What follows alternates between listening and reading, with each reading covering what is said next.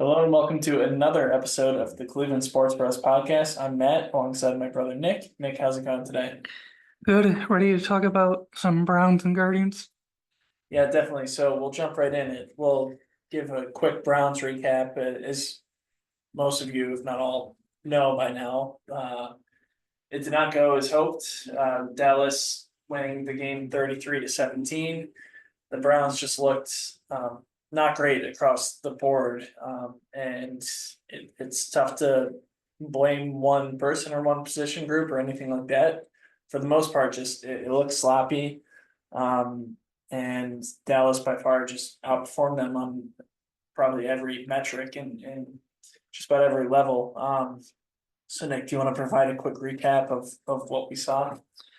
Yeah, so Dallas started with a football first, and Cleveland's defense uh got him to punt the ball on a quick three and out, and Cleveland's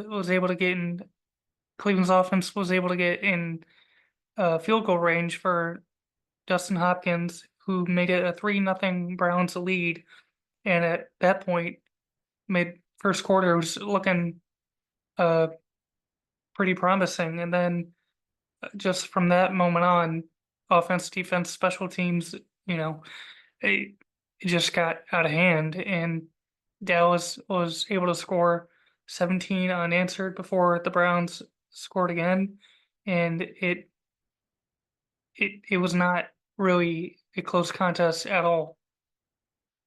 Yeah, and the familiar, popular question we always like to ask is, well, did the starters get enough work in preseason? I know that's always a debate, because some teams they don't play their starters and they look good, and some teams do and they don't look great in the opening weeks. So I don't think it's an exact science. We know Deshaun's coming off shoulder surgery. That there's always questions with that. That's not an easy injury to come from off your throwing shoulder as a quarterback.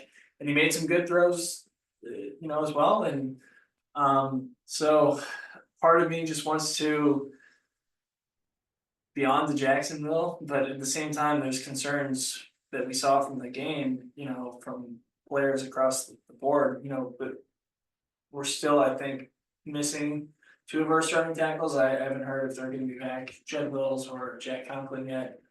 And then we know David Njoku, a vital offensive weapon, and leader on this team, is expected to be out. And the last we saw was Jacksonville is favored by 3 points. We know that they're a good team. They got off to a hot start last week. They ended up losing to a very good Miami Dolphins team. But Nick, what do you think they'll have to do moving forward, or at least especially next week, to come out of Jacksonville with the W? Well, now that you're down David Njoku, everyone thinks of him as a uh, high value target, and that's true. But when he is available, he's also dependable when it comes to blocking. And you think about it, without Njoku, and of course, already starting without Chubb as a dependable running attack, your main target is Amari Cooper, and now uh, your receiver two, Jerry Judy, who did get a late touchdown in week one, but you know, that was when the game was already decided. You're really going to need Watson, Cooper, and Judy to step up, and the three of them, the O line and Stefanski, to really be on the same page. All all of it matters: offense, defense. Jim Schwartz needs to make the right play calls. I know we saw some some penalties that were kind of, maybe offense was a little too eager. I also saw offensively on second and long, third and long, you know, they were throwing the ball underneath when they were already behind the sticks. And I, I just think they need to be more aggressive, and Watson needs to be able to find his targets. He had plenty of time to throw and I think he was holding on to the ball way too long.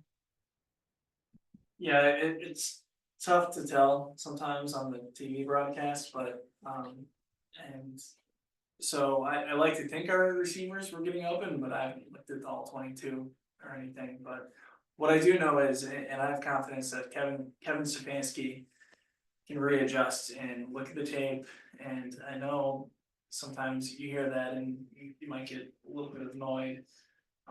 But I do believe he's a good coach. He's won coach of the year twice for very good reasons.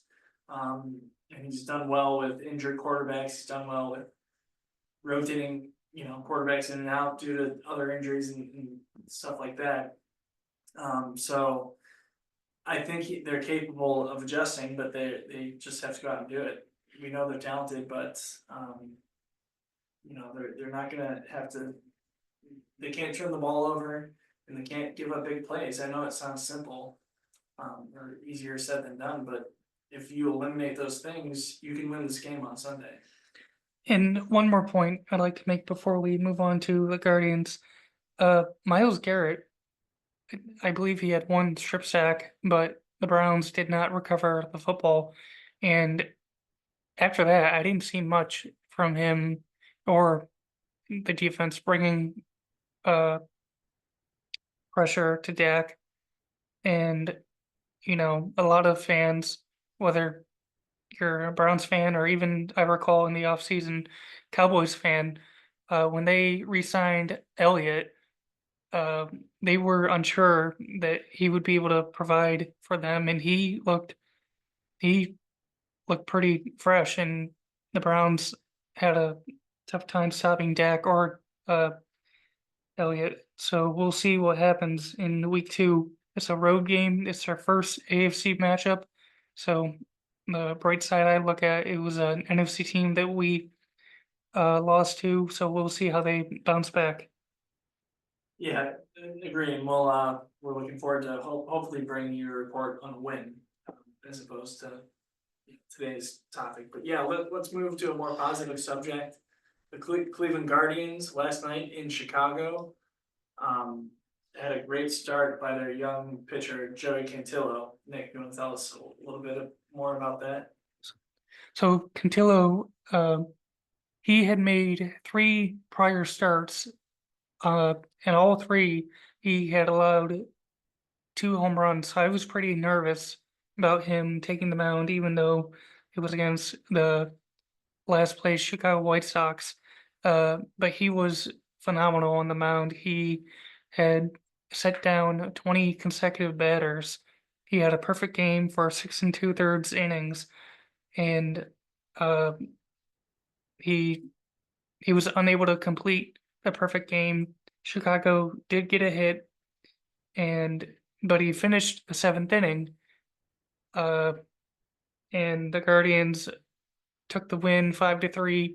Clase earned his 30th consecutive save, 43rd overall, while still keeping his ERA below 1. Yeah, and it was nice to see the young pitcher go out and have such success. Obviously, we know Chicago's historically struggling, but at the same time, he had good stuff. And those other startings, I know it's New York, but who else did he face? He was kind of Philadelphia, Minnesota. Philadelphia and Minnesota. The first 2 especially, very tough teams, intimidating environments, and all that. So he's a young pitcher. I'd like to see him bounce back and have a really nice outing. And who knows? He could play an important role this postseason. I wouldn't be too shocked. They, of any franchise that can do it, I believe that the Guardians, with their pitching history, might be able to work it out with some young guy like this. Yeah, and that's a good point because ever since the trade deadline, we've seen with Boyd and Cobb how they've, since they joined the team from the trade deadline, how they've pitched very well. Just a week ago, Boyd took a perfect game into the 6th inning, and so And as you mentioned, the Guardians having a history of developing pitchers, maybe all three of them will play a huge role come this October. Yeah, definitely. So, thanks for the update, and we're looking forward to them closing out the season soon and hopefully making a deep playoff run. So, Nick, anything else to add? There's 18 games left. They have 6 against their divisional opponents, 2 more against the White Sox on the road, and then they have 4 home games against the Minnesota Twins. So they just gotta maintain first place for about a little under 3 weeks, and uh, what a season to spend. But they gotta keep pitching, keep swinging those bats, and finish strong. Yeah, definitely. You certainly want to see them get the top 2 seeds, get that first round bye, avoid the wild card. I'd like to see that. So they got a real good chance of doing it, but gotta finish strong. The final point I would make, the last series of the season, they play at home against the Houston Astros, and that could be very pivotal in determining the top seed. While the Yankees hold the #1 seed right now, uh, the Astros have been playing strong, so we've got that cluster of 3 teams, New York, Houston, and Cleveland, who could all end up with that top seed. That could give you a full home field advantage.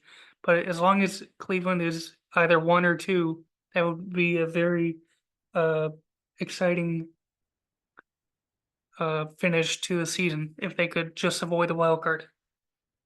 Agree. All right, everyone. Hopefully, we'll have better news next week, especially with the Browns. But you have been listening to the Cleveland Sports Bros podcast.